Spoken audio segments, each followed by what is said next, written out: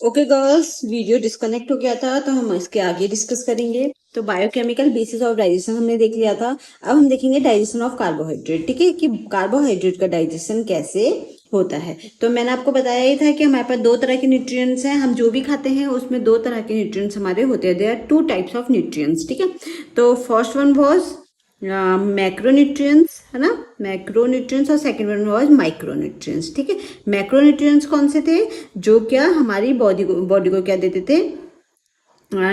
हमारी बॉडी जो क्या एक कॉम्प्लेक्स स्ट्रक्चर में पाए जाते थे। ठीक है, जो कॉम्प्लेक्स स्ट्रक्चर में होते थे उनको क्या बोलते हैं?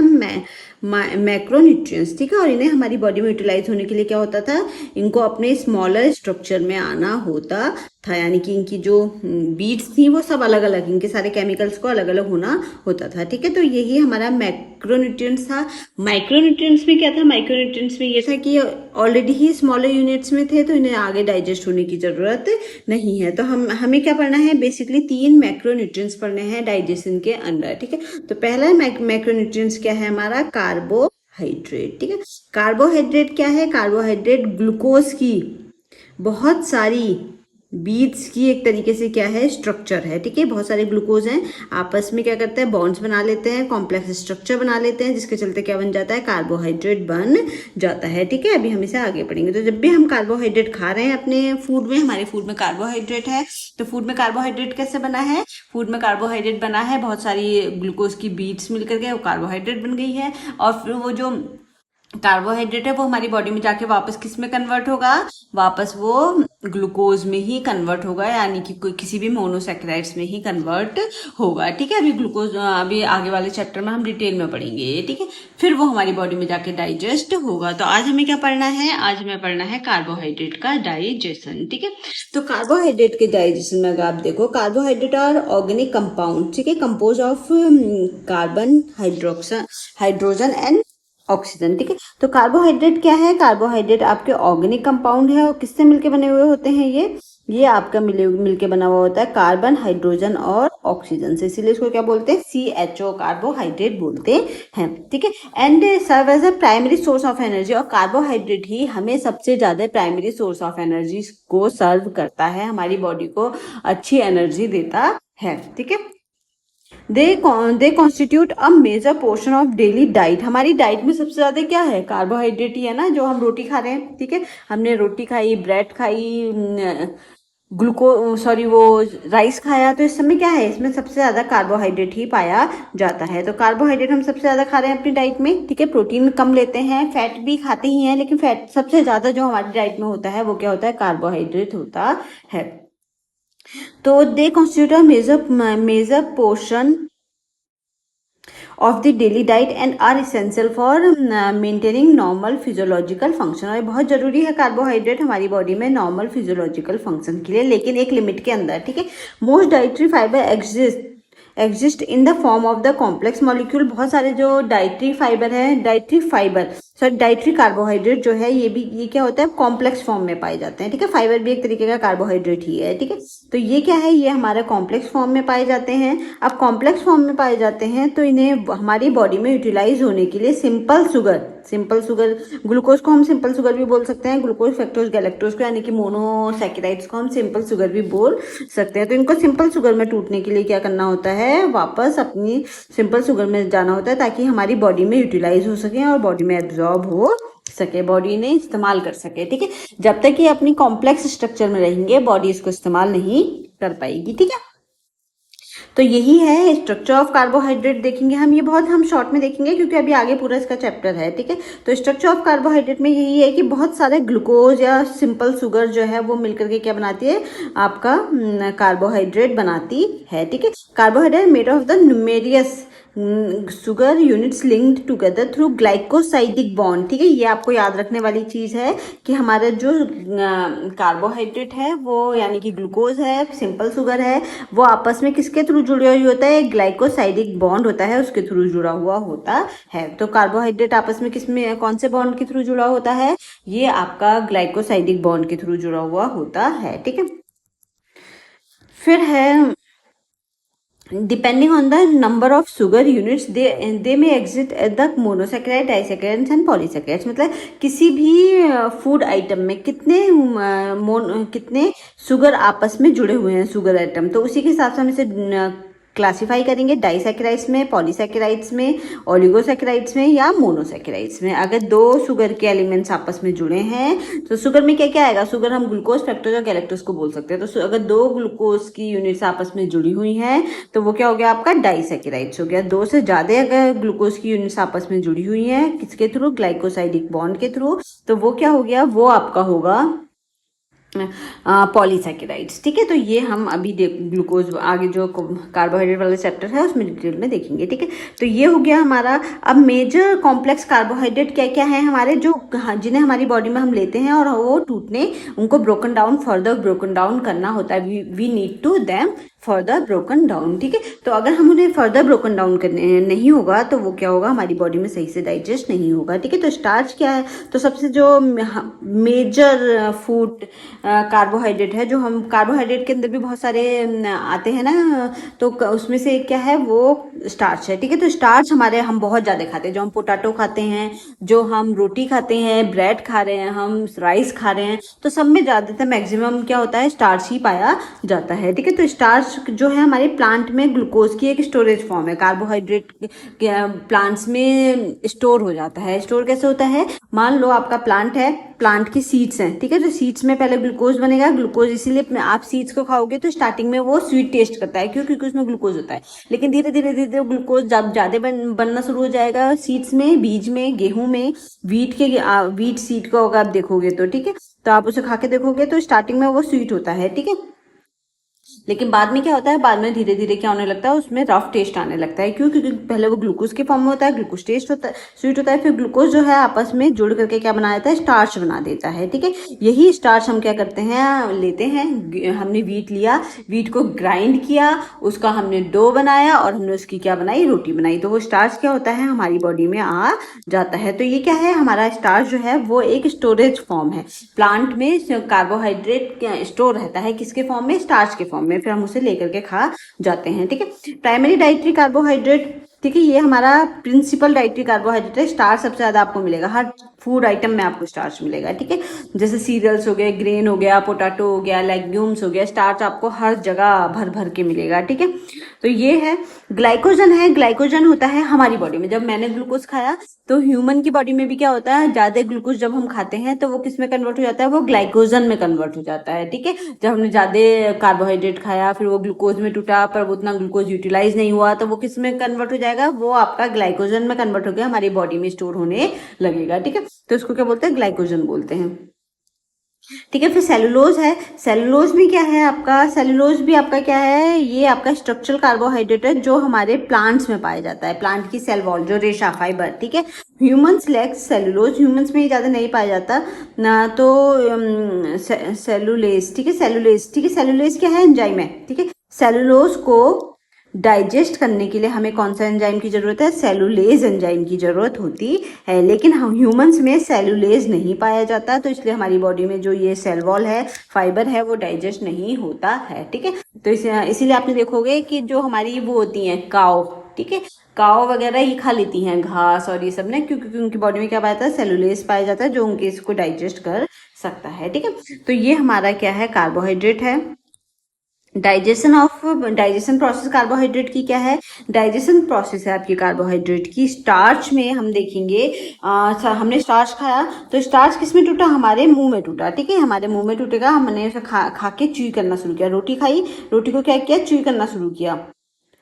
ठीक है, रोटी को जब हम च्यूई करेंगे तो वो क्या होगी, वो अपने छोटे फॉर्म में टूटना शुरू हो जाएगी। जब हम उसे चबाना शुरू करेंगे तो वो क्या होगा, वो अपने छोटे फॉर्म में टूटना शुरू हो जाएगा। ठीक है, तो अगर हम देखें,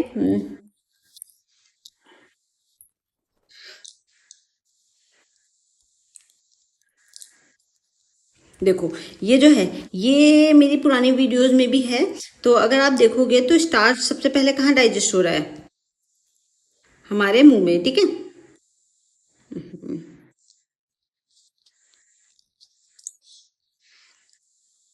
ये, ठीक है। तो अगर हम देखेंगे कार्बोहाइड्रेट, इसमें अभी हम सिर्फ कार्बोहाइड्रेट का डाइजेशन देखेंगे, ठीक है। कार्बोहाइड्रेट का डाइजेशन सबसे पहले कहाँ हो रहा है, माउथ में हो रहा है, ठीक है, माउथ में हो रहा है। तो माउथ में जो भी मैंने कार्बोहाइड्रेट खाया, यानी कि जो स्टार्च खाया, आलू है, आलू अगर मैं कच्चा खाऊंगी तो वो मेरी बॉडी में डाइजेस्ट नहीं होगा, ठीक है। तो आलू को भी क्या करना पड़ेगा, पहले बॉईल करना पड़ेगा, पोटैटो को बॉईल करना पड़ेगा, इसलिए कच्चा आलू, कच्चा आटा हमारी बॉडी में डाइजेस्ट नहीं होता, उसे किसी ना किसी फॉर्म में हमें रोस्ट करना पड़ेगा, कुक करना पड़ेगा, तब वो हमारी बॉडी में डाइजेस्ट हो गया। तो ये क्या है, ये हमने क्या खाया इसमें, तो इसमें हमने क्या किया, इसमें हमने इसको जो हमारा कार्बोहाइड्रेट है, इसको स्टार्च को हमने कुक किया, कुक करने के बाद इसमें कुक करने के बाद हमने उसे खाया, ठीक है। हमने उसे खाया, रोटी बनाई, हमने ब्रेड खाई या बॉईल किए हुए राइस खाया, जो भी आलू है बॉईल करके आलू खाया, उसके बाद क्या हुआ, कुकड स्टार्च हो गया वो, ठीक है। कुकड स्टार्च है हमारी बॉडी में आया वो, ठीक है। तो बॉडी में आने के बाद, हमारे मुंह में आने के बाद क्या होगा, मुंह के अंदर, ठीक है, एक एंजाइम पाया जाएगा जिसे को क्या बोलते हैं, एमाइलेज, टाइलिन या डाइस्टेज एंजाइम इसको बोलते हैं, तीनों नाम एक ही के हैं, ठीक है। एमाइलेज बोल लो, स्लाइवरी एमाइलेज भी बोलते हैं, क्योंकि स्लाइवा में पाया जाता है, इसलिए इसको क्या बोलते हैं, स्लाइवरी एमाइलेज भी बोलते हैं। तो स्लाइवरी एमाइलेज बोल लो आप इसे, टाइलिन बोल लो, एंजाइम, टाइलिन एंजाइम बोल लो, ठीक है, या डाइस्टेज बोल लो। तो ये हमारे क्या करता है, स्टार्च को तोड़ देता है, किसमें, डेक्स्ट्रिन और माल्टोज में, ठीक है। इसीलिए जब हम रोटी खाते हैं, ठीक है, जब हमने रोटी खाई तो रोटी क्या करने लगती है, हमें स्वीट लगने लगती है। पहले हमने रोटी जब अपने मुंह में ली तो वो टूटने लगती है, वो किसमें टूटने लगती है, स्टार्च, जब हम उसे च्यू करते हैं तो उसमें जो हमारा एमाइलेज एंजाइम है, टाइलिन एंजाइम है, डाइस्टेज एंजाइम है, ये एक ही है, ठीक है, इनका नाम अलग अलग नाम से बोलते हैं इन्हें। तो जब हम इन्हें मुंह में खाते हैं तो वो क्या करता है, इन्हें तोड़ना शुरू कर देता है, किसको, स्टार्च को। जब स्टार्च को, तो स्टार्च तो टेस्टलेस है, ठीक है, लेकिन जब वो टूटता है तो वो मीठी लगने लगती है, क्योंकि वो ग्लूकोज की फॉर्म में आने लग गया ना, धीरे धीरे धीरे ग्लूकोज की तरफ आने लग गया है, ग्लूकोज का टेस्ट मीठा होता है, ठीक है। तो वो हमें क्या लगता है, सिंपल शुगर के फॉर्म में आने लगता है, तो इसीलिए उसको फिर वो किस में टूटेगा, वो डेक्स्ट्रिन और माल्टोज में टूटेगा, डेक्स्ट्रिन और माल्टोज, ठीक है। अभी मैं बताती हूँ कि डेक्स्ट्रिन और माल्टोज क्या होता है, ठीक है। तो ये हो गया आपका, फिर वो डेक्स्ट्रिन और माल्टोज में टूटेगा कहाँ, हमारे माउथ में, ठीक है। माउथ में क्या है, सलाइवा पाया जाता है, क्या पाया जाता है, सलाइवा पाया जाता है। और सलाइवा का जो पीएच है, मैंने बताया था ना कि हर बॉडी पार्ट जहाँ डाइजेशन हो रहा है, ऑर्गन्स में एक पर्टिकुलर पीएच होना चाहिए, या तो उसका पीएच 6 से कम होना चाहिए, तभी वो एंजाइम जो है वहाँ काम करेगा, या फिर उसका पीएच जो है 6 से ज़्यादा होना चाहिए, यानी कि वो एल्कलाइन होना चाहिए स्ट्रक्चर उसका, तभी उसका जो वो है ना एंजाइम जो है वो काम करेगा। तो हमारे मुंह में का पीएच क्या है, हमारा एल्कलाइन पीएच है, यानी कि कितना होगा, 6 से ऊपर होगा, ठीक है, 6 और 7 से क्या होगा, ऊपर होगा। तो एल्कलाइन पीएच हमारे मुंह में पाया जाता है, जिसका 6.5 से 6.5 पीएच है, ठीक है। इसको बक्कल कैविटी भी बोलते हैं, मुंह को क्या बोलते हैं, बक्कल कैविटी, ठीक है। तो पीएच कितना है हमारे मुंह के सलाइवा का, हमारे मुंह का वो है 6.5 से 6.8, ठीक है। तो ये हमारा क्या है, इसको बकल कैविटी भी बोलते हैं, माउथ को, ठीक है। तो यही हमारा क्या कहलाता है, कार्बोहाइड्रेट का सबसे पहला डाइजेशन कहाँ हुआ, हमारा मुंह में ही हो गया है, वो थोड़ा छोटा पार्ट हो गया है, स्टार्च टूट टूट के थोड़ा सा किस में आ गया है, डेक्स्ट्रिन और माल्टोज में आ गया है। इसीलिए हमें जो भी हमारा राइस था या रोटी थी वो हमें क्या लगने लगेगी, मीठी लगने लगेगी, ठीक है। इसके बाद हमारा जो स्टमक है, जो सेकंड वाला बॉडी ऑर्गन था ना, स्टमक, आमाशय, वो वहाँ पर कोई भी कार्बोहाइड्रेट का डाइजेशन नहीं होता है, ठीक है। और बाइल जूस भी कार्बोहाइड्रेट के डाइजेशन में कोई हेल्प नहीं करता। बाइल जूस कहाँ से आ रहा था, लीवर से। लीवर से कहाँ आ रहा था वो, लीवर से वो आ रहा था आपका गॉल ब्लैडर में, गॉल ब्लैडर से वो आ रहा था आपकी स्मॉल इंटेस्टाइन में, ठीक है। गॉल ब्लैडर में स्टोर हो रहा था, फिर वो गॉल ब्लैडर उसे कहाँ भेजी थी, स्मॉल इंटेस्टाइन में भेजी थी, जब उसे फूड का डाइजेशन करना था, तो ठीक है।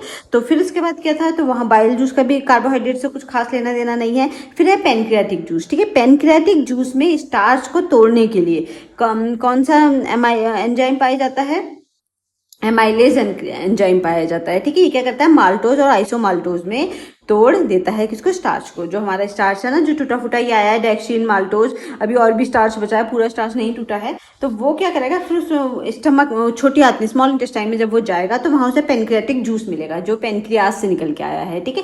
पेनक्रियाटिक जूस क्या करेगा, पेनक्रियाटिक जूस में कुछ और एंजाइम पाए जाएंगे, जैसे कि एमाइलेज एंजाइम, ठीक है। ये एमाइलेज एंजाइम क्या करेगा, स्टार्च को माल्टोज और आइसोमाल्टोज में तोड़ देगा और भी बचा कुचा स्टार्च जो है वो और भी टूट जाएगा, ठीक है। और पॉलीसैकेराइड्स को अमाइलेज एंजाइम क्या करेगा, डाइसैकेराइड्स में तोड़ेगा, ठीक है। पेनक्रियाटिक जूस क्या होता है, एल्कलाइन होता है, ठीक है। नेचर में इसका पीएच कितना है, 8.0 से 8.3 पीएच इसका होता है पेनक्रियाटिक जूस का, ठीक है। तो अभी हम सिर्फ कार्बोहाइड्रेट का देख रहे हैं, इसके बाद हम प्रोटीन का देखेंगे, इसका हम फैट का देखेंगे कि अलग अलग ऑर्गन में। तो माउथ में कार्बोहाइड्रेट का डाइजेशन हुआ, स्टमक में कोई डाइजेशन नहीं हुआ, बाइल जूस का कुछ लेना देना नहीं है उससे, और पेनक्रियाटिक जूस से amylase enzyme, pancreatic amylase enzyme उसे बोलते हैं, तो वो उसको डाइजेस्ट करता है, ठीक है। ये देखो ये वाला है ना, तो आपका फूड कहाँ है, मुंह से स्टमक में गया, अभी स्टमक में आपके कार्बोहाइड्रेट का कोई डाइजेशन नहीं हुआ, अब वो स्मॉल इंटेस्टाइन में जाकर के पेनक्रियाटिक जूस के थ्रू उसका और भी डाइजेशन होगा, ठीक है। फिर है स्मॉल इंटेस्टाइन में, अब वो कार्बोहाइड्रेट कहाँ गया है, स्टमक से कार्बोहाइड्रेट गया है आपके स्मॉल इंटेस्टाइन में, ठीक है। जो भी हमने खाना खाया टूटा फूटा कहाँ जा रहा है, पहले वो माउथ गया था, माउथ से ईसोफेगस, ईसोफेगस से स्टमक, स्टमक से वो कहाँ गया है, अब स्मॉल इंटेस्टाइन में जाएगा। स्मॉल इंटेस्टाइन में अपने खुद के बहुत सारे एंजाइम्स हैं, ठीक है। तो वो जो डाइसैकेराइड्स टूट गया है ना, जैसे सुक्रोज, माल्टोज, लैक्टोज, आइसोमाल्टोज, ये सब क्या है, ये आपके डाइसैकेराइड्स हैं। जो ग्लूकोज है आपका, सॉरी जो आपका स्टार्च है वो टूट टूट के जो अलग अलग तरह की फॉर्म बना रहा है, ठीक है। तो वो फॉर्म्स क्या है, सुक्रोज है, माल्टोज है, लैक्टोज है और आइसो माल्टोज है, ठीक है। तो सुक्रोज किस में टूटा है, ग्लूकोज और फ्रक्टोज में टूटेगा आगे जाकर के, ठीक है। और माल्टोज ग्लूकोज प्लस ग्लूकोज में टूट जाएगा, किसके थ्रू, माल्टेज एंजाइम के थ्रू, किसके थ्रू, माल्टेज एंजाइम के थ्रू। कहाँ हो रहा है ये वाला रिएक्शन, ये रिएक्शन हो रही है स्मॉल इंटेस्टाइन में, ठीक है। तो स्मॉल इंटेस्टाइन में सुक्रोज एंजाइम के थ्रू क्या करेगा, ग्लूकोज और फ्रक्टोज में टूटेगा। माल्टोज माल्टेज एंजाइम के थ्रू ग्लूकोज प्लस ग्लूकोज में टूटेगा। लैक्टोज जो है वो लैक्टेज एंजाइम के थ्रू ग्लूकोज प्लस गैलेक्टोज में टूटेगा, ठीक है। आइसोमाल्टोज जो है वो आइसोमाल्टेज एंजाइम के थ्रू ग्लूकोज प्लस ग्लूकोज में टूटेगा। ये सब क्या है, ये सब सिंपल शुगर है। तो अब हमारा क्या आ गया है, जिससे हमारा कार्बोहाइड्रेट बना हुआ था, फाइनली वो उसी सिंपल शुगर में ही जाकर के टूट गया है। अब हमारी बॉडी क्या करेगी, इसको अपने अंदर लेगी, ठीक है। हमारी वेन्स में चली जाएगी बॉडी और वेन्स में जाकर के इसका डाइजेशन करेगी, ठीक है। तो ये हमारा एक आइडिया है का इसका।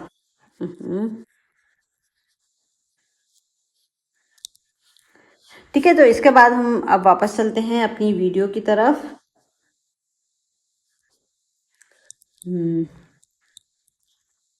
ठीक है, लो पीडीएफ में अब हम फिर स्टार्ट करते हैं। इसमें अब समझ में आ गया ना इतना। तो अब हमारा कार्बोहाइड्रेट का डाइजेशन कहाँ तक हो गया, स्मॉल इंटेस्टाइन, माउथ में गया। माउथ में क्या हुआ, माउथ में अमाइलेज ऑफ जो टाइलिन एंजाइम था, डाइस्टेज एंजाइम था, उसने क्या किया, वो सलाइवरी ग्लैंड से निकल के आ रहा था और वो स्टार्च को हाइड्रोलिसिस यानी कि स्टार्च को तोड़ना शुरू करेगा, किसमें, डेक्स्ट्रीन और माल्टोज में, ठीक है। तो हमारा स्टार्च एंजाइम जो है, वो स्टार्च जो हमारा कार्बोहाइड्रेट है वो किसमें टूट जाएगा, डेक्स्ट्रीन और माल्टोज में टूट जाएगा, ठीक है। तो डेक्स्ट्रीन और माल्टोज क्या है, ये मान लो ये बहुत बड़ा खतरनाक कार्बन स्टार्च है, क्योंकि इसमें हजारों यूनिट्स आपकी किसकी जुड़ी हैं, ग्लूकोज की जुड़ी हुई है। तो ये किसमें करेगा, ये आपका बहुत सारा स्टार्चेस का इस तरीके से दो दो यूनिट्स में डिवाइड हो जाएगा, ठीक है। यही जो ग्लूकोज की दो दो यूनिट्स हैं, ठीक है, ग्लूकोज की दो दो यूनिट्स में टूट जाएगा। तो इसको, इन दो यूनिट्स को क्या बोलते हैं, इनको डेक्स्ट्रीन और माल्टोज बोलते हैं, ठीक है। डेक्स्ट्रीन और माल्टोज, ठीक है, समझ में आया ना।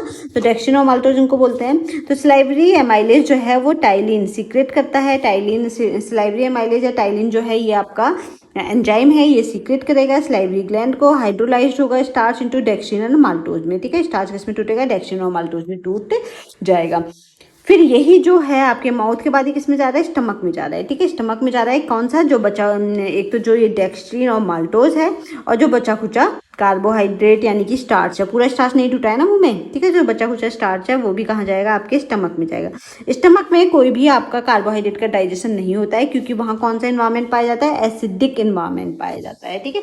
एसिडिक इन्वायरमेंट में कार्बोहाइड्रेट एंजाइम जो है वो काम नहीं करेंगे, ठीक है, स्टमक में। इसलिए कोई भी डाइजेशन का, कोई भी कार्बोहाइड्रेट का डाइजेशन नहीं होगा, प्रोटीन का होगा वहाँ, ठीक है, क्योंकि प्रोटीन का डाइजेशन किस में होता है, एसिडिक इन्वायरमेंट में होता है, इसलिए प्रोटीन का मुंह में नहीं होगा, ठीक है। तो ये क्या है, आपके लिए दोनों चीज़ें इंपॉर्टेंट है कि एक तो वो एंजाइम भी होना चाहिए और एंजाइम के साथ साथ वो पीएच भी होना चाहिए, जिसमें एंजाइम जो है सही से काम कर पाए। तो यहाँ पे स्टमक में आपका कोई भी डाइजेशन नहीं होगा, ठीक है। फिर यही जो टूटा फूटा है ये कहाँ जाएगा, स्मॉल इंटेस्टाइन में जाएगा, ठीक है। स्टमक में तो ऐसे ही पड़ा रहेगा कार्बोहाइड्रेट हमारा। फिर जो बचा कुचा कार्बोहाइड्रेट है वो कहाँ जाएगा, वो स्मॉल इंटेस्टाइन में जाएगा। खाना ज़्यादा ना, तो पूरा खाना पहले गया मुंह में जो कार्बोहाइड्रेट वाला पोर्शन था खाने का उसका डाइजेशन हुआ। फिर स्टमक में गया, स्टमक में जाके के प्रोटीन वाले पोर्शन का डाइजेशन होगा। होगा और उसके बाद जाकर के वो बचा खुचा जो टूटा फूटा थोड़ा बहुत डाइजेस्टेड फूड है वो कहाँ जाएगा, स्मॉल इंटेस्टाइन में जाएगा। तो बचा खुचा डाइजेशन कहाँ होगा, स्मॉल इंटेस्टाइन में होगा। ठीक है, तो स्मॉल इंटेस्टाइन में आपका क्या होता है, स्मॉल इंटेस्टाइन में आपका पेनक्रियाटिक एमाइलेज आ जाता है। कहाँ से, पेनक्रियाज से। जो पेनक्रियाज में बन रहा था ना एमाइलेज, वो कहाँ आएगा, पेनक्रियाटिक स्मॉल इंटेस्टाइन में आ जाएगा। वो क्या करेगा, आपकी स्टार्च और डेक्स्ट्रीन को माल्टोज और डाइसैकेराइड्स में कन्वर्ट कर देगा। ठीक है, तो माल्टोज एंड अदर सैकेराइड्स में तोड़ देगा किसको, जो हमारा स्टार्च है और जो हमारा बचा कुचा स्टार्च है। ठीक है, माल्टोज में टूट गया, सुक्रोज में टूट गया और लैक्टोज में टूट गया। और यहाँ क्या होगा, ये कुछ वो हैं एंजाइम्स। ठीक है, maltase enzyme, sucrase enzyme, lactase enzyme, ये क्या करेंगे, बचा खुचा जो हमारा कार्बोहाइड्रेट है, स्टार्च है, जो भी है, उसको ग्लूकोज, फ्रक्टोज और गैलेक्टोज में यानी कि मोनोसैकेराइड्स में, जिसे हम सिंपल शुगर भी बोलते हैं, उसमें कन्वर्ट कर देगा। ठीक है, तो ये इसके बाद क्या है आपका, जो आपका स्मॉल इंटेस्टाइन है, इसमें पेनक्रियाटिक एमाइलेज आ जाएगा, break down starch and dextrin into maltose and other disaccharides. क्या करेगा, माल्टोज और डाइसैकेराइड्स को तोड़ देगा। ब्रश बॉर्डर एंजाइम्स है। फिर इसके बाद क्या होगा, ये कुछ हमारी जो ये है स्मॉल इंटेस्टाइन, ठीक है, इसके बॉर्डर्स में कुछ एंजाइम्स पाए जाते हैं। ये क्या करेंगे, जो कौन कौन से एंजाइम्स हैं, माल्टेज, सुक्रेज और लैक्टेज, ये कन्वर्ट कर देंगे बचा खुचा डाइसैकेराइड्स को सब में मोनोसैकेराइड्स में। तो फाइनली आपके पास टू टाट के क्या बचेगा, टू टाट के बचेगा आपके पास लास्ट जो चीजें बचेंगी वो बचेंगी ग्लूकोज, फ्रक्टोज और गैलेक्टोज। किसका, स्टार्च का या फिर कार्बोहाइड्रेट का, चाहे आपने किसी भी फॉर्म में कार्बोहाइड्रेट खाया हो। जनरली हम स्टार्च के फॉर्म में ही लेते हैं पॉलीसैकेराइड्स को।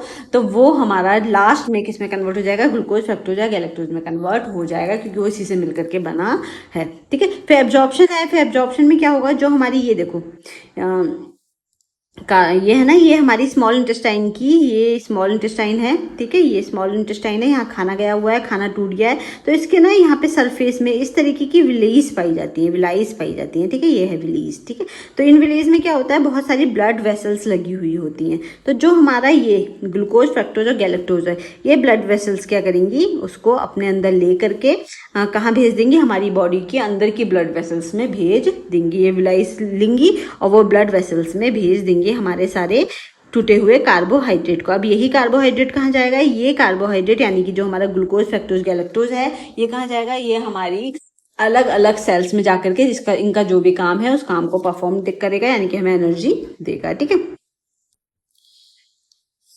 फिर है आपका एब्जॉर्प्शन। ठीक है, अब कार्बोहाइड्रेट का एब्जॉर्प्शन, इसको क्या बोलते हैं, एब्जॉर्प्शन बोलते हैं। वंस कार्बोहाइड्रेट इज कंप्लीटेड, ठीक है, one digestion is completed of carbohydrates are absorbs as monosaccharides like glucose, fructose and galactose. क्यों, क्योंकि हमारी बॉडी जो है स्टार्च को एब्जॉर्ब नहीं कर पाएगी, उसे क्या करना पड़ेगा, स्टार्च को पहले तोड़ना पड़ेगा, उसके बाद ही वो विलाइस के थ्रू एब्जॉर्ब होकर वेन्स में जा पाएंगे और अपना काम कर पाएंगे, सेल्स तक पहुंच गए। ठीक है, through the villi of the small intestine these monosaccharides enter the blood stream. ठीक है, यही जो ग्लूकोज, फ्रक्टोज और गैलेक्टोज है, ये ब्लड स्ट्रीम में जाता है और बॉडी टिश्यूज यानी कि बॉडी सेल्स तक जाकर के एनर्जी देने का काम करता है। ठीक है, तो ये आपका हो गया है एब्जॉर्प्शन, इसको बोलते हैं एब्जॉर्प्शन। ठीक है, डाइजेशन क्या हो गया, डाइजेशन में वो जो बड़ा बड़ा यूनिट था वो किसमें टूट गया, सिंगल यूनिट में टूट गया। खूब सारा ग्लूकोज अलग अलग हो गया, फ्रक्टोज अलग अलग हो गया, गैलेक्टोज अलग अलग हो गया, जिन्हें हम सिंपल शुगर बोल रहे हैं, ये अलग होकर के क्या होगा, फिर एब्जॉर्प्शन होगा। एब्जॉर्प्शन में क्या होगा, स्मॉल इंटेस्टाइन में जितनी भी वेन्स हैं उनके थ्रू क्या हो जाएगा, वो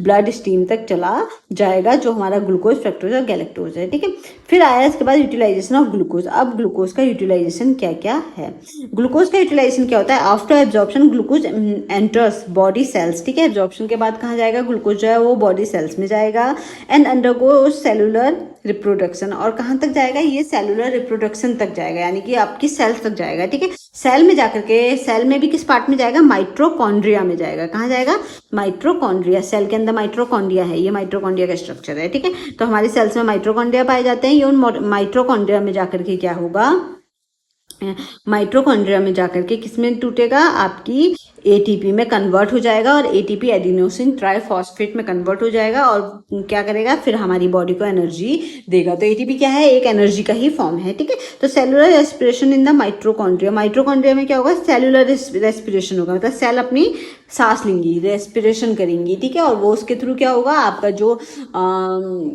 एनर्जी है, जो आपकी सेल्स है, उसको एनर्जी मिलेगी। During this process glucose oxidise to produce adenosine triphosphate, ठीक है। ग्लूकोज का काम क्या होगा, वो क्या करेगा, फाइनली ग्लूकोज का काम क्या है, सेल में जाकर के एटीपी बनाने का, ठीक है। यही एटीपी क्या करती है, हमें हमारी सेल्स को एनर्जी देती है, हम काम करते हैं, ठीक है। तो ग्लूकोज का फाइनली काम क्या है, एटीपी में कन्वर्ट हो जाना, ठीक है। तो वो सेल के अंदर जाके किस में कन्वर्ट हो जाएगा, एटीपी में कन्वर्ट हो जाएगा, और हमें क्या देगा, काम करने की एनर्जी देगा, ठीक है। Carbohydrate are the body's primary source of energy, ठीक है। ये कुछ मेन पॉइंट्स हैं। कार्बोहाइड्रेट क्या है, हमारी बॉडी की प्राइमरी सोर्स ऑफ एनर्जी है। Starch, glucose and cellulose are major complex carbohydrate, ठीक है। हम देख चुके हैं कि स्टार्च, सेलुलोज और ग्लाइकोजन जो है वो मेजर कॉम्प्लेक्स कार्बोहाइड्रेट हैं। डाइजेशन का मतलब क्या है, convert complex carbohydrate into simple glucose molecule, ठीक है। ग्लूकोज, फ्रक्टोज, गैलेक्टोज या सिंपल शुगर मॉलिक्यूल में उसको कन्वर्ट करना। Glucose is absorbed into blood stream and transport to the body cells, ठीक है। ग्लूकोज क्या होगा, ब्लड स्टीम में एब्जॉर्ब होगा और कहाँ ट्रांसपोर्ट होगा, ब्लड सेल, बॉडी सेल तक जो है वो ट्रांसपोर्ट हो जाएगा। ग्लूकोज किस में होगा, वो सेलुलर रेस्पिरेशन का काम करेगा, सेल के अंदर रेस्पिरेशन मतलब एक तरीके से एनर्जी देने का, रेस्पिरेशन का मतलब क्या, बॉडी को एनर्जी देना, ठीक है, का काम करेगा। और क्या प्रोड्यूस करेगा, एटीपी प्रोड्यूस करेगा। Cellulose is not digested and functions as dietary fibre, ठीक है। हमारी बॉडी में सेलुलोज जो डाइजेस्ट नहीं होता है, ये डाइटरी फाइबर की तरह काम करता है। यह भी हम ग्लूकोज जब पढ़ेंगे कार्बोहाइड्रेट वाला चैप्टर डिटेल में, तो ये सब वहाँ पे हमने दिया हुआ है। तो ये क्या हो गया, ये हमारा है अच्छे से डाइजेशन पढ़ा हमने कार्बोहाइड्रेट का, ठीक है। अब इसके बाद carbohydrate are organic compound composed of carbon, hydrogen and oxygen and serve as a primary source of energy, ठीक है। कार्बोहाइड्रेट क्या है, एक ऑर्गेनिक कंपाउंड है जो हमारा कार्बन, हाइड्रोजन, ऑक्सीजन से मिलकर बना है और हमें प्राइमरी सोर्स ऑफ एनर्जी की तरह हमें सर्व करता है, ठीक है। They consider major portion of daily diet, इसमें सबसे ज़्यादा डेली डाइट में हमारा क्या पाया जाता है, कार्बोहाइड्रेट पाया जाता है। कार्बोहाइड्रेट हमारी डेली डाइट का मैक्सिमम पार्ट को कवर करता है for maintaining normal physiological function, और ये हमारे नॉर्मल फिजियोलॉजिकल फंक्शन को मेंटेन करने में हेल्प करता है, हमें काम करते रहेंगे, एनर्जी मिलती रहेगी, ठीक है। Specially carbohydrate compose of the simple sugar unit link together by glycosidic bond. ये आपको याद करना है कि जो हमारे ग्लूकोज हैं वो किससे जुड़े हुए होते हैं, ग्लाइकोसाइडिक बॉन्ड से जुड़े हुए होते हैं। और क्या करते हैं, 2, 3, 4 इस तरीके से बहुत सारे ग्लूकोज की यूनिट्स क्या करेंगे, आपस में ग्लाइकोसाइडिक बॉन्ड से जुड़ करके क्या करेंगी, कॉम्प्लेक्स कार्बोहाइड्रेट को बनाएंगे। और यही कॉम्प्लेक्स कार्बोहाइड्रेट हमारी बॉडी में क्या होना चाहिए, टूटेगा, तभी वो क्या करेगा, हमारी बॉडी को एनर्जी दे पाएगा, ठीक है। The major carbohydrate found in a food is a starch, glycogen and cellulose. Starch is a storage form of the carbohydrate in plants and is the primary dietary carbohydrate. Glycogen is the storage carbohydrate of animal, ठीक है। हमारे plants में अगर carbohydrate store हो रहा है तो किसकी फॉर्म में, स्टार्च की फॉर्म में कार्बोहाइड्रेट स्टोर होगा। जबकि जो एनिमल्स में अगर कार्बोहाइड्रेट स्टोर हो रहा है तो किसकी फॉर्म में होगा, वो होगा आपका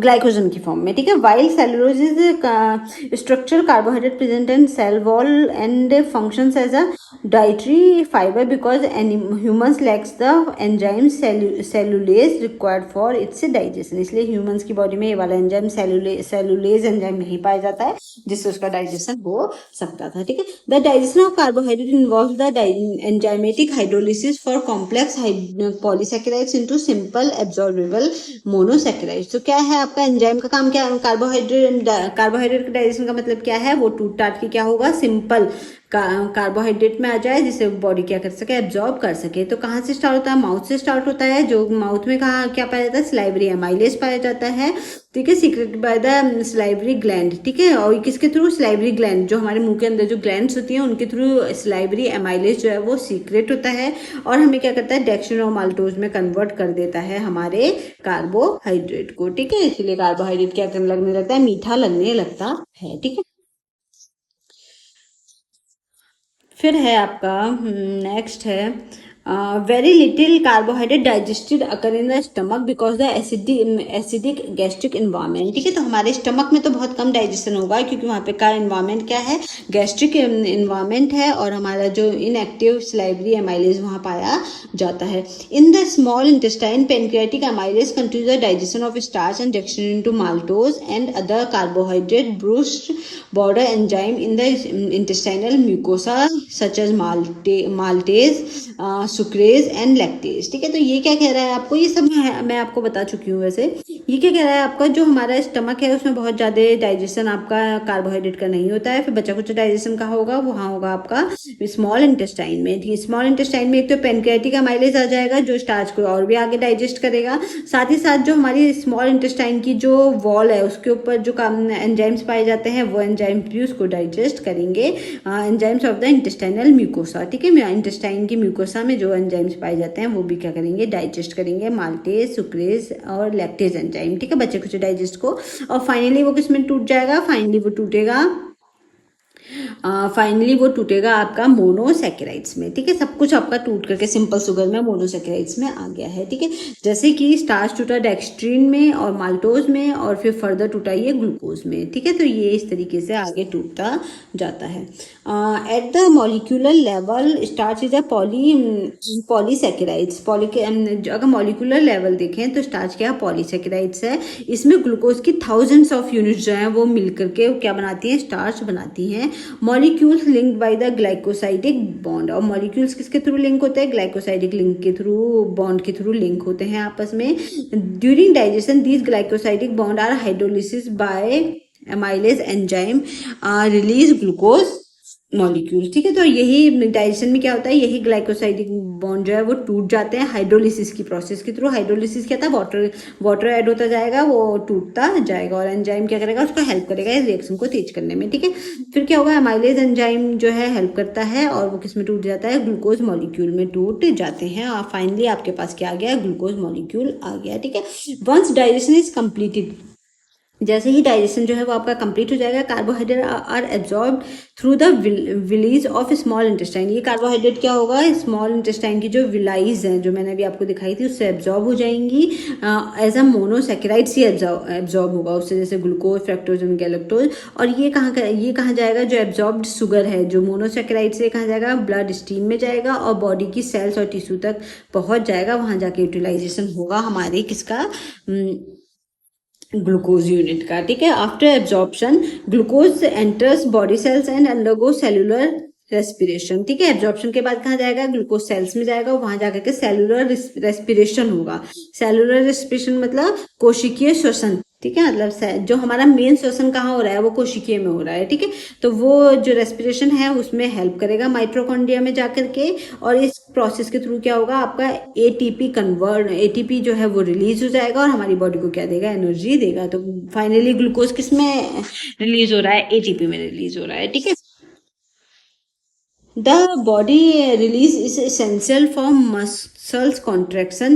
The energy release is essential for muscular contraction. जो भी हमारी एनर्जी है वो आपके muscular contraction, brain nerve impulse transmission, यानी कि आपके ब्रेन काम करता रहे, एक्टिव ट्रांसपोर्शन एक जगह से दूसरी जगह जाना, बायोसिंथेसिस बॉडी में चीज़ों का बनना, growth and maintain of physiological functions के लिए हमारा जो एनर्जी हो रही है वो जो भी हमारा एटीपी बन रहा है हमारी बॉडी को एनर्जी दे रहा है, वो इन सब फंक्शंस में हमारे हेल्प करता है वो एनर्जी। ठीक है, फिर है आपका एक्सेस ग्लूकोज में be stored as a glycogen in the liver and muscles for future energy requirement. ठीक है, तो जो आपका बहुत ज़्यादा जो मसल, अगर हम ग्लूकोज बहुत ज़्यादा ले रहे हैं तो वो क्या करेगा, वो आपके लीवर में स्टोर होना शुरू हो जाएगा, और एक लिमिट तक फिर वो फैट में कन्वर्ट होकर आपका मोटापा बढ़ाना शुरू कर देता है। ठीक है, तो जब भी हमें आगे जरूरत पड़ेगी, मान लो मैंने ग्लूकोज नहीं लिया है, तो वो जो स्टोर्ड ग्लूकोज है वो मुझे एनर्जी देना शुरू करेगा। ठीक है, carbohydrate digestion begins in the mouth. ठीक है, complete in the small intestine and convert complex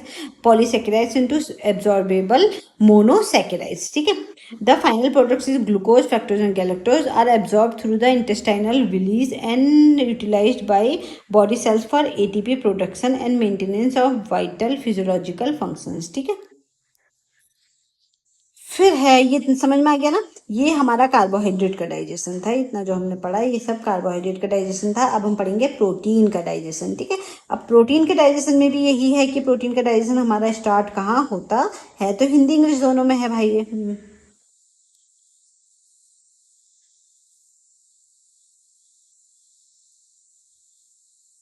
ठीक है, तो ये आप देखोगे तो ये आपको मिक्स मिल जाएगा दोनों लैंग्वेज में, यही हम आगे देखेंगे जो हमारा कार्बोहाइड्रेट का पूरा डाइजेशन हुआ है। अच्छा, इसके अलावा कुछ टॉपिक्स और भी इसमें रह गए हैं अभी। हम्म, हाँ नहीं ठीक है, ये मैंने पढ़ा दिया है। ब्रेन को फंक्शन देने का काम करता है कार्बोहाइड्रेट के बाद टूट करके ग्लूकोज। ठीक है, एनर्जी प्रोडक्शन का एटीपी सिंथेसिस में काम करेगा एडिनोसिन ट्राइफॉस्फेट। क्या ये एनर्जी है? ठीक है, एनर्जी का नाम है एडिनोसिन ट्राइफॉस्फेट। ठीक है, मसल्स की एक्टिविटी में काम करेगा, आपकी बॉडी जो है काम करती रहेगी। तो ये सब क्या है, ये आपके फिजियोलॉजिकल सिग्निफिकेंस हैं। फिर अब हम बात करते हैं प्रोटीन की। ठीक है, तो प्रोटीन का डाइजेशन कैसे होगा? प्रोटीन का डाइजेशन हमारा सिंपल है। प्रोटीन क्या है? Protein are macromolecule. ठीक है, क्या है प्रोटीन? क्या है? हमारे मैक्रो मॉलिक्यूल्स हैं। मैक्रोमोलिक्यूल्स हैं, अमीनो एसिड से मिलकर के बना होता है। अमीनो, बहुत सारे अमीनो एसिड्स के छोटे छोटे मोती हैं। ठीक है, बीट्स हैं। ये आपस में पेप्टाइड बॉन्ड, ठीक है, प्रोटीन से पी और पी से पी याद रख लेना। तो पेप्टाइड बॉन्ड के थ्रू क्या होते हैं, ये एक दूसरे से जुड़े हुए होते हैं और क्या बना देते हैं, अमीनो एसिड बना, सॉरी, प्रोटीन बना देते हैं। तो अमीनो एसिड जुड़ते हैं बहुत सारे और क्या करते हैं, प्रोटीन बनाते हैं। They are essential for growth. ये क्या है, हमारी ग्रोथ के लिए इसेंशियल होते हैं। रिपेयर ऑफ टिश्यू, टिश्यू को रिपेयर करने के लिए, एनर्जी को प्रोडक्शन करने के लिए। हार्मोन्स होते हैं प्रोटीन।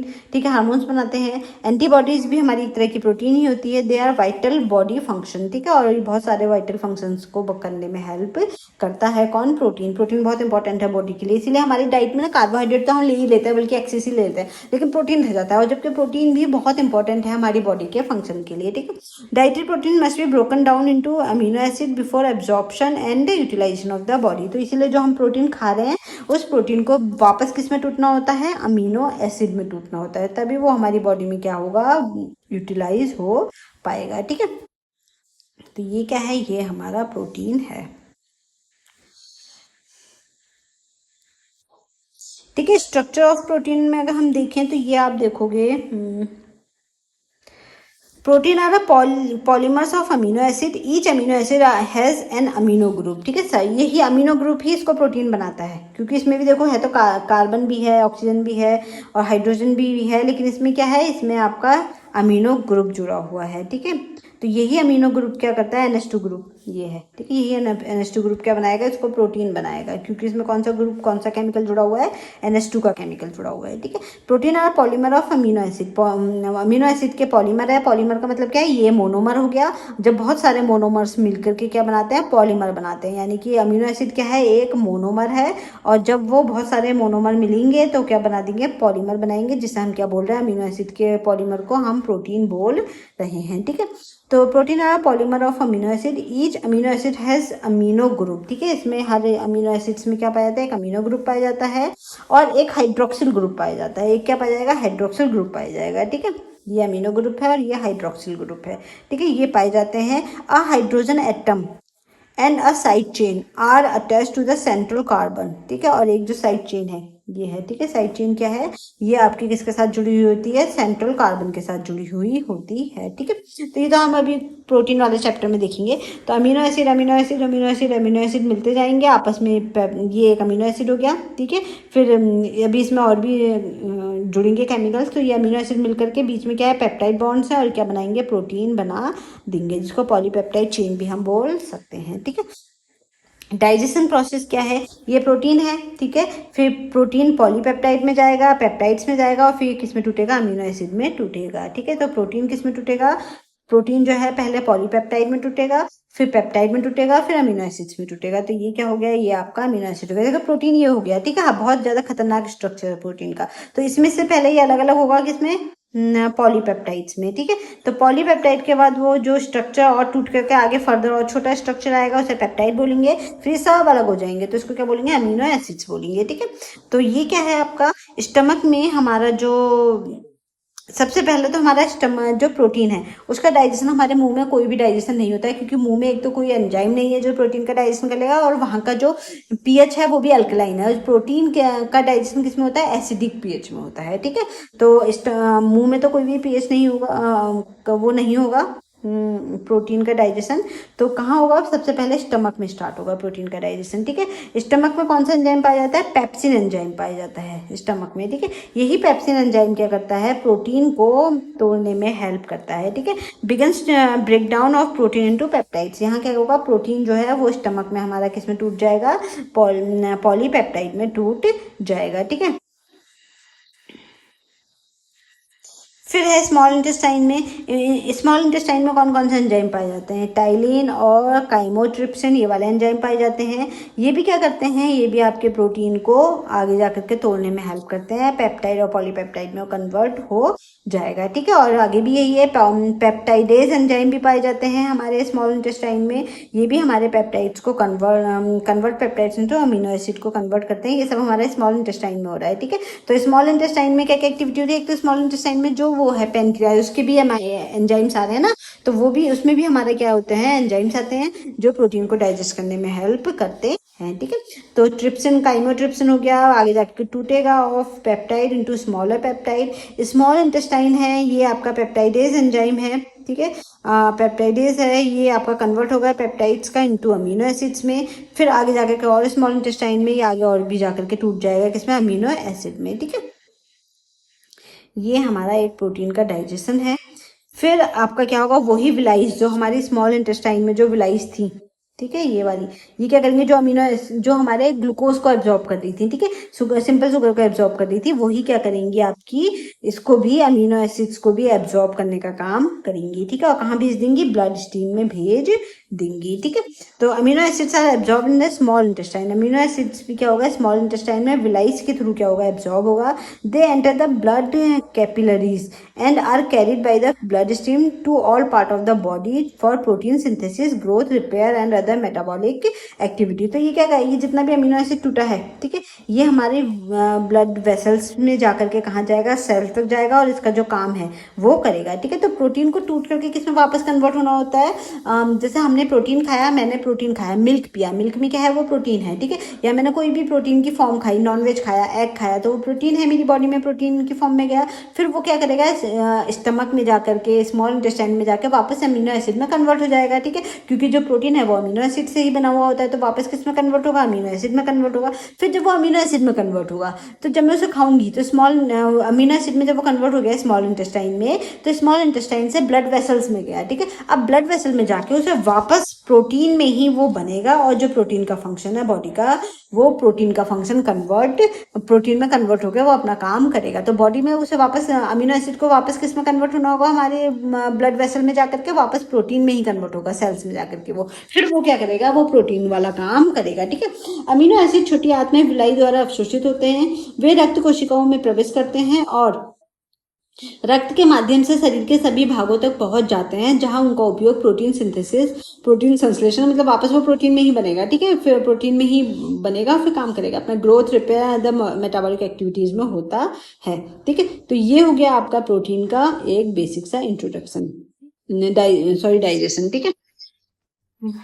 अभी हम प्रोटीन के बारे में बहुत अच्छे से डिटेल में पढ़ने वाले हैं जब हमारा ये लेक्चर कंप्लीट हो जाएगा। तो इसके बाद है आपका, आप देखो, enzyme involve in protein digestion. तो जो प्रोटीन के डाइजेशन में ज़्यादा एंजाइम्स इन्वॉल्व हैं, ठीक है। तो कौन कौन से एंजाइम्स हैं? जैसे हमारा स्टमक है, तो स्टमक में हमारे कौन से एंजाइम पाए जाते हैं? स्टमक में हमारा पाया जाता है, अब कहाँ कहाँ हो रहा था प्रोटीन का डाइजेशन? प्रोटीन का डाइजेशन स्टमक में हो रहा था, स्मॉल इंटेस्टाइन में हो रहा था, स्मॉल इंटेस्टाइन में हो रहा था, स्मॉल इंटेस्टाइन के ब्रूस में हो रहा था, ठीक है। तो एक तो पेप्सिन पाया जाता है स्टमक में, ठीक है, स्टमक में पेप्सिन पाया जाता है। गैस्ट्रिक ग्लैंड्स में पाया जाता है, ठीक है, मतलब जो हमारा स्टमक है वो एक लिक्विड सीक्रेट करता है, उसके अंदर ही आपका क्या होता है? पेप्सिन एंजाइम होता है। ये क्या करता है? प्रोटीन को तोड़ता है पेप्टाइड्स में, ठीक है, और स्मॉलर पॉलीपेप्टाइड्स में, ठीक है। पेप्टाइड या पॉलीपेप्टाइड एक ही बात है, उन सब में तोड़ता है ये, ठीक है। फिर आपका क्या हो गया? स्मॉल इंटेस्टाइन में आपका ट्रिप्सिन होता है। ट्रिप्सिन कहाँ से आता है? पेनक्रियाज से आता है, ठीक है। पेनक्रियाज जो आपकी ग्लैंड थी, उससे ट्रिप्सिन एंजाइम आता है जब वो स्मॉल इंटेस्टाइन में अपने एंजाइम्स को छोड़ती है, तो ठीक है। तो वो, और ये ट्रिप्सिन क्या करता है? ये ट्रिप्सिन आपके पेप्टाइड को स्मॉलर पेप्टाइड और फर्दर ब्रेकन डाउन कर देता है। काइमोट्रिप्सिन पाया जाता है स्मॉल इंटेस्टाइन में, ये भी कहाँ से पाया जाता है? पेनक्रियाज से आता है, ठीक है। ये भी आपके पेप्टाइड को स्मॉलर पेप्टाइड्स में यानी अमीनो एसिड में तोड़ने का काम करता है, ठीक है। फिर पेप्टाइडेज एंजाइम पाया जाता है, ये आपके स्मॉल इंटेस्टाइन की वॉल्स की तरफ पाया जाता है, ठीक है, स्मॉल इंटेस्टाइन में पाया जाता है। ये क्या करता है? ये भी पेप्टाइड्स को अमीनो एसिड में कन्वर्ट करता है। फाइनली आपका क्या होगा? अमीनो एसिड में कन्वर्ट हो जाएगा जो भी प्रोटीन आपने खाया है। पॉलीपेप्टाइड में टूटेगा, ठीक है। पहले ये अमीनो एसिड है, खतरनाक स्ट्रक्चर, फिर ये थोड़ा छोटा स्ट्रक्चर में टूटा, ये पॉलीपेप्टाइड हो गया, फिर थोड़ा और छोटे छोटे स्ट्रक्चर में टूट गया, ठीक है। तो ये पेप्टाइड्स हो गए, फिर लास्ट में जाकर के ये क्या हो गया? ये अमीनो एसिड्स में टूट गए, ठीक है। तो ये हमारा एक अमीनो एसिड के डाइजेशन का फॉर्मूला है। ठीक है, मुंह में कोई डाइजेशन नहीं होगा प्रोटीन का, क्यों? क्योंकि वहाँ पे एंजाइम भी नहीं है, और आपका जो स्मॉल मुंह है उसमें कोई एंजाइम्स भी नहीं है, और उसका अल्कलाइन पीएच होता है। ठीक है, फिर स्टमक में होगा। स्टमक में पेप्सिन जो है एक्ट करेगा इन एसिडिक इन्वायरमेंट। ठीक है, पेप्सिन भी तभी काम करेगा जब आपका स्टमक का इन्वायरमेंट क्या होगा, एसिडिक इन्वायरमेंट होगा। ठीक है, मतलब आपके स्टमक में एसिडिक इन्वायरमेंट होता है। Convert protein into peptide. ठीक है, वहाँ क्या होगा, आपका जो पेप्सिन एंजाइम क्या करेगा, आपके प्रोटीन को पेप्टाइड में कन्वर्ट करेगा। ठीक है, फिर है स्मॉल इंटेस्टाइन, छोटी आंत है। Pancreatic amylase act in alkaline medium. ठीक है, पेनक्रियाटिक एमाइलेज क्या करेगा, अल्कलाइन मीडियम में टूटेगा। ठीक है, पेनक्रियाटिक एमाइलेज क्या, सॉरी, पेनक्रियाटिक एंजाइम क्या करेगा, अल्कलाइन मीडियम में आएगा। ठीक है, अल्कलाइन मीडियम में होता है तो वो पेप्टाइड्स को आगे जाकर के और भी तोड़ने का काम करता है। ठीक है, तो क्यों स्मॉल इंटेस्टाइन का मीडियम क्या होगा, वो आपका अल्कलाइन होता है। ठीक है, पेप्टाइडेज कंप्लीट करता है डाइजेस्ट, पेप्टाइडेज फिर लास्ट में जो बचा कुचा है वो आपका स्मॉल इंटेस्टाइन में डाइजेस्ट होकर के स्मॉल इंटेस्टाइन में अमीनो एसिड जो होंगे वो क्या हो जाएंगे, बॉडी में एब्जॉर्ब हो जाएंगे, सेल्स तक पहुंच जाएंगे। ठीक है, यूटिलाइजेशन ऑफ अमीनो एसिड के मेन काम क्या क्या हैं, जो हमारा टूटा है बॉडी में जाकर के, तो वो अमीनो एसिड के काम क्या क्या होंगे, ग्रोथ एंड डेवलपमेंट का काम करेगा अमीनो एसिड, टिश्यूज को रिपेयर करने का काम करेगा, हार्मोन बनाने का काम करेगा, एनर्जी प्रोडक्शन का काम, एनर्जी प्रोडक्शन में भी हेल्प करता है अमीनो एसिड। ठीक है, एंटीबॉडीज फॉर्म करेगा और आपकी एंजाइम्स को बनाने में हेल्प करेगा। कौन, amino acid. Amino acid are the building block of the protein required for growth, maintenance, energy and hormone synthesis, immunity and when necessary, और जब जरूरत पड़ेगी तो एनर्जी भी बनाने का काम करता है। जब हमारी बॉडी में ग्लूकोज खत्म हो जाएगा तो कौन देगा एनर्जी, तब प्रोटीन देगा एनर्जी, अपना काम छोड़ देगा, और हमें जिंदा रखने के लिए वो क्या करेगा, प्रोटीन एनर्जी देगा। ठीक है, protein broken down into amino acid by proteolytic enzyme. ठीक है, प्रोटियोलिटिक एंजाइम्स के थ्रू टूटता है प्रोटीन, किसमें, अमीनो एसिड में। पेप्सिन वर्क ऑन स्टमक, और टाइमो ट्रिप्सिन एंड काइमोट्रिप्सिन जो है वो हमारे स्मॉल इंटेस्टाइन में काम करता है। ठीक है, peptidase of intestinal brush border complete the digestion, final product of protein digestion amino acid. ठीक है, फाइनल क्या होगा, डाइजेशन होगा। पेप्टाइडेज कहाँ पाए जाते हैं, हमारे इंटेस्टाइनल ब्रूस्ट में पाए जाते हैं, और वो क्या करते हैं, हमें हेल्प करते हैं डाइजेशन में। ठीक है, amino acids are absorb in the small intestine. Amino acid कहाँ होगा, स्मॉल इंटेस्टाइन की वॉल से एब्जॉर्ब होकर के सेल्स में जाएगा। ठीक है, काम क्या है, रिपेयर करने का, ग्रोथ करने का, और ग्रोथ में हेल्प करने का, एनर्जी और हार्मोन प्रोडक्शन करने का, ये सब हम देख चुके हैं। ठीक है, तो ये क्या है, ये हमारा प्रोटीन का डाइजेशन था। यही चीज़ें यहाँ डिटेल में लिखी हैं, तो इसको पढ़ सकते हैं। ठीक है, तो ये हमारा प्रोटीन का डाइजेशन था। अब देखो, हमने जो अभी वो देखा था ना, इमेज जो देखी थी, ठीक है, तो इसमें देखो अब हमारा जो प्रोटीन का हो रहा है, तो प्रोटीन का मुंह में कोई भी डाइजेशन नहीं हो रहा, साफ साफ लिखा हुआ है। ठीक है, प्रोटीन का कोई भी डाइजेशन नहीं है। फिर प्रोटीन का डाइजेशन कहाँ होगा, स्टमक में होगा। स्टमक कौन सा वाला पार्ट है, स्टमक है हमारा ये वाला पार्ट, ये वाला। ठीक है, मुंह में कोई भी डाइजेशन नहीं हो रहा है, ये जो स्टमक वाला पार्ट है यहाँ डाइजेशन होगा। ठीक है, फिर इसके बाद कहाँ होगा, स्मॉल इंटेस्टाइन में होगा ये। ठीक है, नीचे वाली जो स्मॉल इंटेस्टाइन है वहाँ होगा डाइजेशन, ये वाली में। ठीक है, स्मॉल इंटेस्टाइन में होगा, यहाँ स्टमक में होगा, और मुंह में कोई भी डाइजेशन नहीं होगा हमारे किसका, प्रोटीन का। ठीक है, तो फिर आपका जो स्टमक है, स्टमक का क्या होता है, गैस्ट्रिक जूस होता है। स्टमक के अंदर कौन सा जूस बनता है, गैस्ट्रिक जूस बनता है। ठीक है, गैस्ट्रिक जूस का मीडियम क्या होता है, एसिडिक मीडियम होता है। ठीक है, एसिडिक होता है, इसीलिए इसमें क्या पाया जाता है, HCl पाया जाता है, हाइड्रोक्लोरिक एसिड। क्यों, इसका एक काम और भी है ना, अगर मैं कुछ खाना खा रही हूँ, ठीक है, फूड में बहुत सारे बैक्टीरिया, हार्मफुल जर्म्स भी तो जा रहे हैं ना, तो वो आपके स्टमक में खत्म हो जाते हैं, इसीलिए वहाँ एसिड पाया जाता है। एसिड क्या करेगा, उन बैक्टीरिया को, उनको हार्मफुल जो एंजाइम्स है उनको खत्म कर देगा। ठीक है, इसका पीएच कितना होता है, स्टमक का हमारा एसिडिक इन्वायरमेंट है, इसका पीएच होगा तो ऑब्वियसली पीएच नीचा होगा, 1.2 से 1.5 पीएच होगा। जनरली हमारी बॉडी में 1500 से 2500 ml का गैस्ट्रिक जूस हमारी बॉडी में बनता है, यानी कि स्टमक में इतना गैस्ट्रिक जूस बनता है। तो स्टमक में क्या होगा, आपका प्रोटीन का डाइजेशन होगा। ठीक है, स्टमक में प्रोटीन का डाइजेशन होगा, तो प्रोटीन में पेप्सिन एंजाइम पाया जाता है हमारे स्टमक में। ठीक है, तो पेप्सिन एंजाइम क्या करेगा, प्रोटीएजेस में तोड़ देगा प्रोटीन को, फिर पेप्टाइड में तोड़ेगा, फिर पॉलीपेप्टाइड में आगे तोड़ता जाएगा, ठीक है। तो इसके बाद बाइल जूस से हमारा कोई भी जो बाइल जूस आ रहा है हमारे गॉल ब्लैडर से और कहाँ जा रहा है, वो स्मॉल इंटेस्टाइन में जा रहा है, पर वो प्रोटीन का डाइजेशन में काम नहीं करता है बाइल जूस, ठीक है।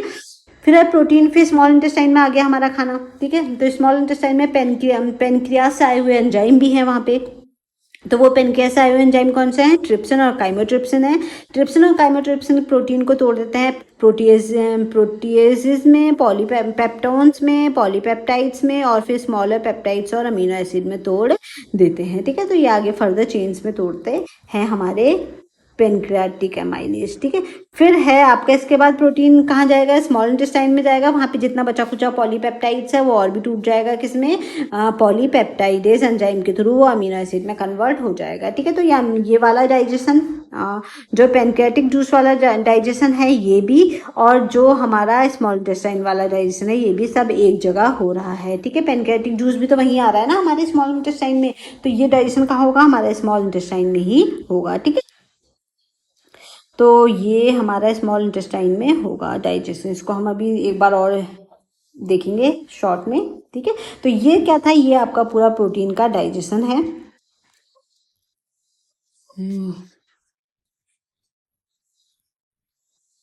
ठीक है, प्रोटीन के डाइजेशन समझ में आ गया। प्रोटीन के डाइजेशन में अब हम इसका एक बार पढ़ लेते हैं जो हमने लिखा हुआ है शॉर्टकट में फटाफट।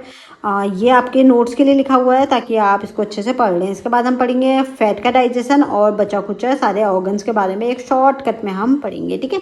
तो ये इसके बाद क्वेश्चन भी सॉल्व करेंगे जो अब तक हमारे आए हुए क्वेश्चन है डाइजेशन से रिलेटेड, ठीक है, काफ़ी एग्जाम्स में। तो अब हम पढ़ते हैं फटाफट।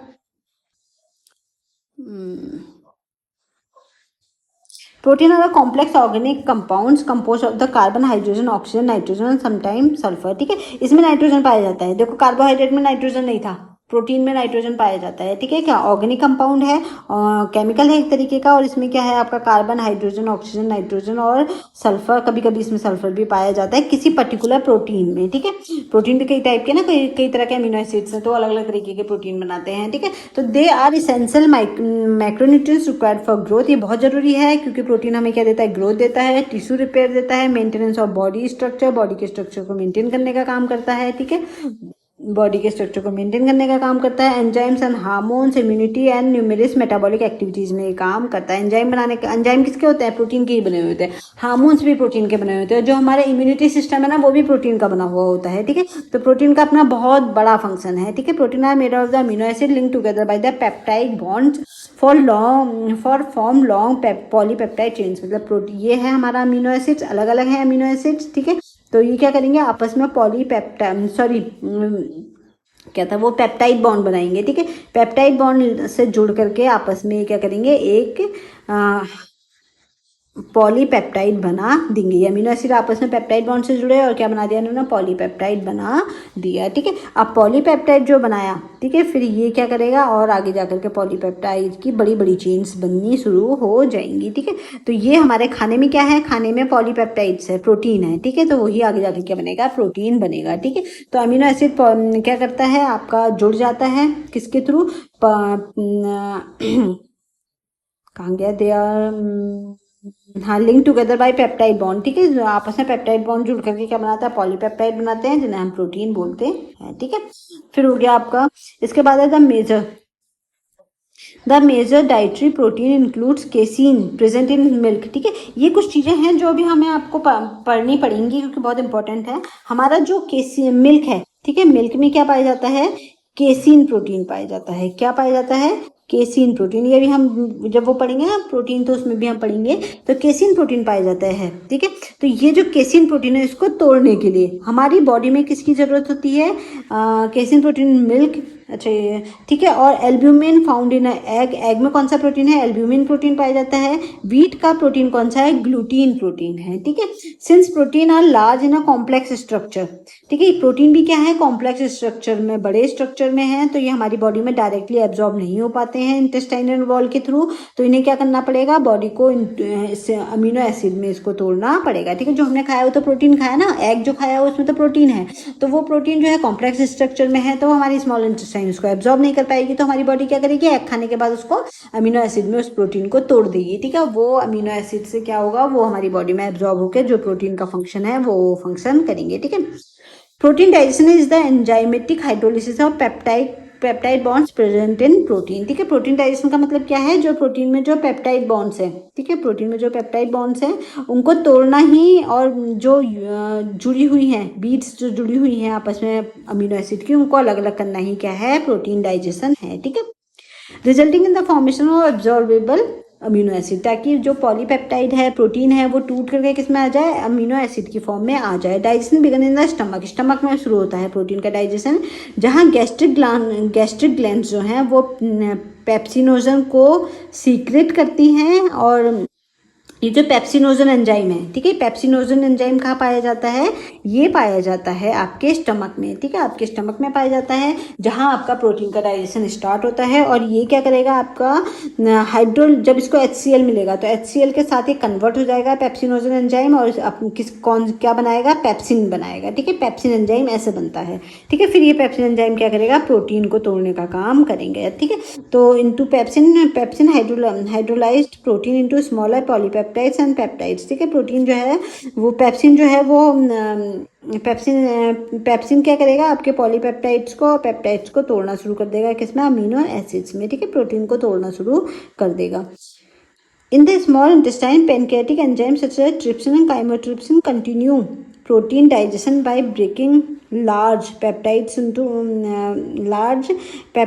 smaller peptides, ठीक है। तो ये अब आगे क्या होगा, ये जो पैनक्रियाटिक एंजाइम्स है, ठीक है, पैनक्रियाटिक एंजाइम्स जो है वो कहाँ जाएंगे, आपके स्मॉल इंटेस्टाइन में जाकर के वहाँ पे उसमें क्या पाया जाएगा, ट्रिप्सिन और काइमोट्रिप्सिन पाया जाएगा। तो ये भी क्या करेगा, आपके पेप्टाइड्स को बचा खुचा जो थोड़ा तो वहाँ स्टमक से ही टूट के आया है, स्टमक से टूटने के बाद थोड़ा बहुत प्रोटीन वो कहाँ जाएगा, वो आपके स्टमक से टूटने के बाद वो स्मॉल इंटेस्टाइन में जाएगा प्रोटीन, और पूरा खाना आपका, तो इसमें से जो प्रोटीन वाला पार्ट है वो बचा कुचा कौन तोड़ेगा, उसे ट्रिप्सन और काइमोट्रिप्सन उसको तोड़ेंगे, ठीक है। जो हमारे पेनक्रियास से आ रहे हैं एंजाइम ट्रिप्सिन और काइमोट्रिप्सिन वो उसको तोड़ेंगे, ठीक है। Protein digestion by breaking large polypeptide into smaller peptide, ठीक है, बड़े बड़े जो पेप्टाइड बॉन्ड्स के साथ जुड़े हुए प्रोटीन हैं उनको और भी ज़्यादा स्मॉलर फॉर्म में वो ले आएगा। Subsequently intestinal brush border enzyme known as a peptidase hydrolysis these peptides into smaller amino acid, ठीक है। तो जो अमीनो एसिड्स की वॉल्स में पाए जा रहे हैं, सॉरी स्मॉल इंटेस्टाइन की जो वॉल्स में पाए जा रहे हैं हमारे, कहाँ, पेप्टाइडेज एंजाइम, ये हमारा बचा कुचा प्रोटीन जो है वो भी अमीनो एसिड में कन्वर्ट कर देंगे, ठीक है। टूटते टूटते टूटते फाइनली वो किस में आ जाएगा, प्रोटीन टूटेगा पॉलीपेप्टाइड्स में, फिर पेप्टाइड्स में टूटेगा, फिर वो अमीनो एसिड्स में आ जाएगा, ठीक है। तो इस तरीके से वो आगे फर्दर टूटता जाएगा। At the molecular level protein consist of amino acid linked by peptide bond, मतलब जो हम अगर हम देखें तो प्रोटीन बना किससे होता है, प्रोटीन इसी से बना होता है, अमीनो एसिड से, ठीक है। जो हमारा एग है, एग के अंदर जो पहले अमीनो एसिड्स बने, ठीक है, अमीनो एसिड्स ने क्या किया, आपस में बॉन्ड्स बना करके पेप्टाइड बॉन्ड्स के थ्रू उसी में एग में ही प्रोटीन बना दिया। अब हमने वो प्रोटीन खाया, ठीक है, तो हमारी बॉडी तो अब प्रोटीन को नहीं एब्जॉर्ब कर पाएगी, तो वो क्या करेगी, उसे वापस अमीनो एसिड में कन्वर्ट करेगी हमारी बॉडी, ठीक है, तब जाकर के वो बॉडी में एब्जॉर्ब होंगे। अब जब वो एब्जॉर्ब हो जाएंगे तो हमारी बॉडी फिर जो हमारी सेल्स में चले जाएंगे, वो हमारी जो ब्लड वेसल्स में आ जाएंगे, तो फिर से वापस उससे बहुत सारे काम प्रोटीन के करने होंगे, तो वो क्या करेगा, फिर कन्वर्ट होगा इनटू वापस प्रोटीन में, ठीक है। तो protein is a very complex structure, ठीक है। तो ये आपका during digestion proteolytic enzyme hydrolyse into peptide bond, ठीक है। डाइजेशन के थ्रू क्या होगा, प्रोटोलियोटिक एंजाइम जो प्रोटीन को तोड़ने वाला एंजाइम है वो उसे पेप्टाइड बॉन्ड्स को तोड़ देंगे और अमीनो एसिड को क्या कर देंगे, रिलीज कर देंगे। This amino acid present the final absorbable products of amino protein digestion, और यही फाइनल आपको क्या करेगा, प्रोटीन डाइजेशन का काम, यहाँ आपका फाइनल प्रोडक्ट्स आपको प्रोटीन डाइजेशन के रूप में अमीनो एसिड मिल जाएगा, ठीक है। One digestion is completed amino acid are absorb through the villi of the small intestine into the blood stream, बिल्कुल जैसे हमारा ग्लूकोज एब्जॉर्ब हो रहा था वैसे ही क्या करेगा, विलाइज के थ्रू ये भी एब्जॉर्ब हो जाएगा हमारी ब्लड स्ट्रीम में। This absorbed amino acid are transport to various tissue and organ of the body, और ये जो अमीनो एसिड्स हैं ये अपने अलग अलग ऑर्गन्स और टिश्यूज बॉडी के टिश्यूज तक जाकर के अपना अपना काम करना शुरू कर देंगे, जो भी उनका काम होगा बॉडी के अंदर, ठीक है। After absorption amino acid are utilised for protein synthesis, ठीक है। फिर वापस जाकर के बॉडी में क्या होगा, एब्जॉर्ब तो हो गया, एब्जॉर्ब होने के बाद वो सेल्स में गया आपका अमीनो एसिड जब सेल्स में गया तो वापस क्या करेगा, वो प्रोटीन सिंथेसिस बनाएगा। प्रोटीन की जरूरत है ना हमारी बॉडी में, एब्जॉर्ब तो नहीं हो पा रहा है लेकिन प्रोटीन काम कर रहा है अपना, तो वापस किस में बनेगा, वो प्रोटीन सिंथेसिस में। प्रोटीन सिंथेसिस में होगा, ग्रोथ का काम करेगा, डेवलपमेंट का काम करेगा, टिश्यू को रिपेयर करने का काम करेगा, मेंटेनेंस का काम करेगा, हार्मोन बनाने का काम करेगा, एंटीबॉडीज बनाने का काम करेगा। इसके अलावा बहुत सारी मेटाबॉलिक एक्टिविटीज में भी वो काम करेगा। And like carbohydrate, amino acids are not stored in the large quantity within the body and are completely required for maintaining normal physiological function, ठीक है, कंटिन्यूली, ठीक है। तो जैसा हमारा ग्लूकोज तो बॉडी में स्टोर हो जाता है लेकिन प्रोटीन बहुत ज़्यादा बॉडी में स्टोर नहीं होता है, तो हमें ये डेली डाइट में लगभग लेना पड़ेगा ताकि हमारा जो बॉडी का फंक्शन है वो ठीक से चलता रहे। Protein digestion begins in the stomach and it complete in the small intestine,